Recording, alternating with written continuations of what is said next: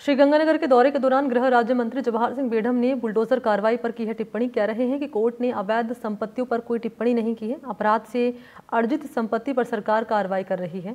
मंत्री ने जनसेवा अस्पताल में आयुष्मान योजना के लाभार्थियों से संवाद किया और कहा कि राजस्थान में अब स्वास्थ्य सेवाओं का स्तर पहले से बेहतर हो रहा है, मरीजों को महंगे इलाज से मुक्ति मिल रही है।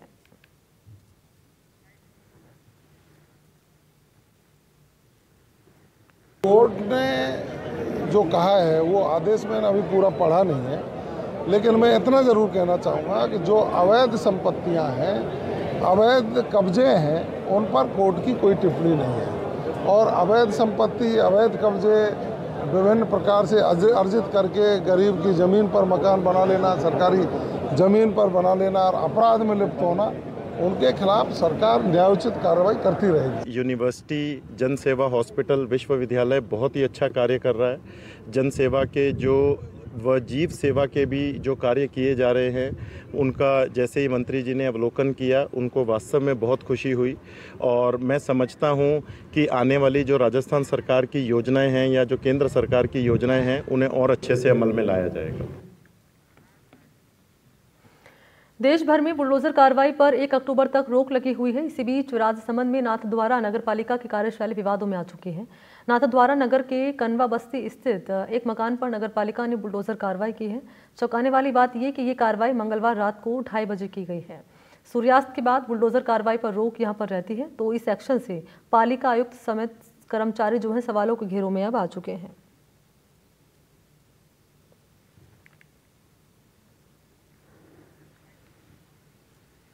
हटाने के इस संबंध में रिपोर्ट प्राप्त की गई थी कि भूमि किसकी है। भूमि सरकार की रिपोर्ट में ये पाया गया, उसके आधार पर अतिक्रमण हटाने के आदेश दिए गए थे। अतिक्रमण ऐसा जानकारी में किसी स्रोतों से पता चला है कि रात्रिकालीन में हटाया गया, जिसके संदर्भ में आपका प्रश्न है।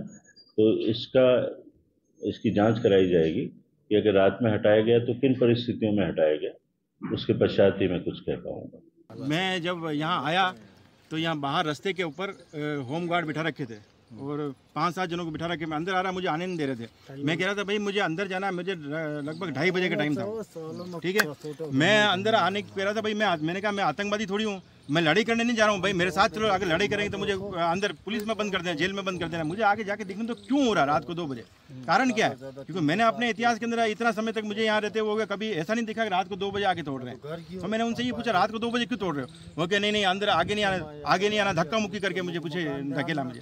फिर मैंने वो सामने वाला मकान से जाके इसका वीडियो खींचा, वहाँ से देखा तो फटाफट तोड़ रहे और बोल रहे कि 1 भी इंच बचना नहीं चाहिए, नहीं तो ऊपर से हमारे पास क्या ऑर्डर आया हुआ, नहीं तो ऊपर साहब नहीं छोड़ेंगे हमको। और ये क्लियर बोल रहे सारे के बचना नहीं चाहिए 1 भी।